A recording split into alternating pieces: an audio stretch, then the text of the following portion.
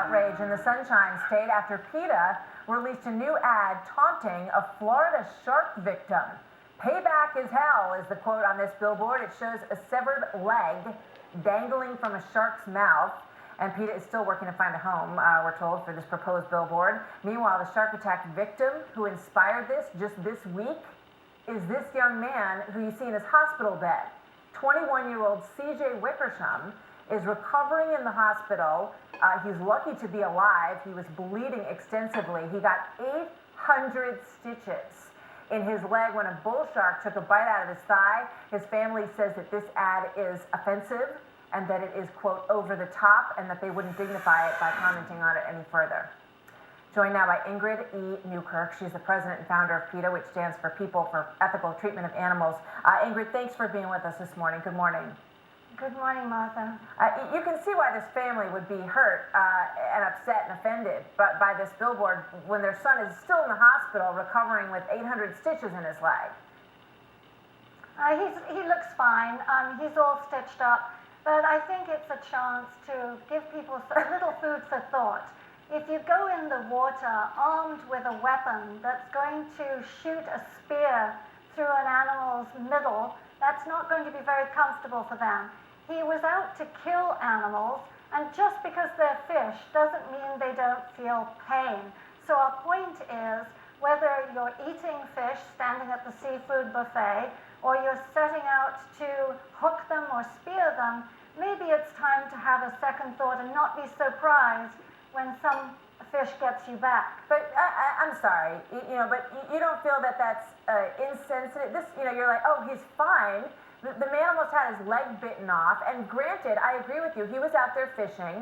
These kind of accidents happen, but to be so unsympathetic to this family, this is a human being lying here in the middle of the hospital that we're talking about here, and you're putting a billboard, you want to put a billboard up in the same area where it happened, that would be deeply hurtful to these other human beings who are his family. Martha, this isn't deeply hurtful. I think the press is goading the family. Aren't you offended? Aren't you offended?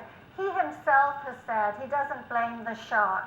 He's sensible about that, and we hope he doesn't go back and start killing fish, spear fishing, for fun again. And so what we're saying is, let's look out for all life. We've sent him our sympathies.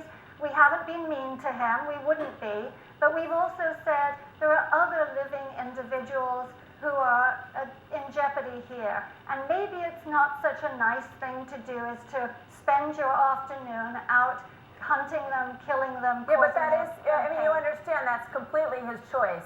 There's nothing illegal about what this man is doing, and it is. No. He's a free American citizen. If he wants to hunt fish, he's certainly allowed to go do that. Agreed? Yes, that's true because we grow up not thinking of them in the same way as dogs or children or any other animal. We tend to not think that their lips are very sensitive. When you put a hook through them, they feel pain. We actually have another billboard which shows a dog with his lip pierced by a hook. And everyone's horrified by that because we understand pain in dogs. We need to start understanding that all Let's look at that. I'm sorry to interrupt you, but I think we have that other picture that you're talking about. Can we pull that up, you guys, and take a look at the one she was just addressing? So this is a hook in a dog's mouth, and nobody wants to see that either, of course. I mean, that's also a very disturbing image, but your idea is that you want to equate that with fish, right? 500 studies or more have been done that show that fish are extremely sensitive. They have nerve endings in their lips. You can imagine if someone rams a spear through any living being, they're going to feel pain. And one of the prominent fish scientists in the world has said she would no more eat a grouper than she would eat a cocker spaniel, knowing now what she knows about them. So this is a plea for consideration for some little animals who people really don't think about.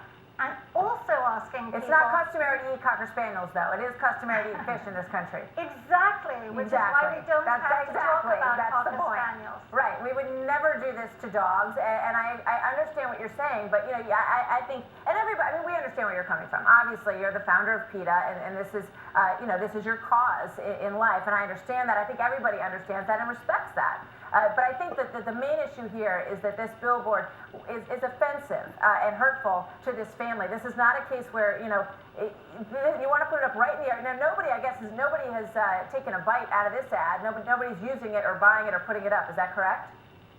So far, nobody has, but it doesn't really matter because I think it's made the point, Martha, that as you said, I mean, my goal in life is to just get people to think about animals they might not have thought about before and to learn a little something about how those animals too feel pain. And we're actually doing something good if we can stop people from eating fish because it's full of mercury and PCBs and pregnant women are told never to eat it anyway. All right. Your point made, and the billboard now has been seen by a lot of folks, even though it's not put up anywhere, so maybe that goal is accomplished anyway in our conversation. Ingrid, thank you for being with us this morning, and our thoughts are with the young gentleman, Mr. Wickersham, who's recovering in the hospital, and to his family, and we hope that he is doing better and recovers very soon. Certainly, you bet, especially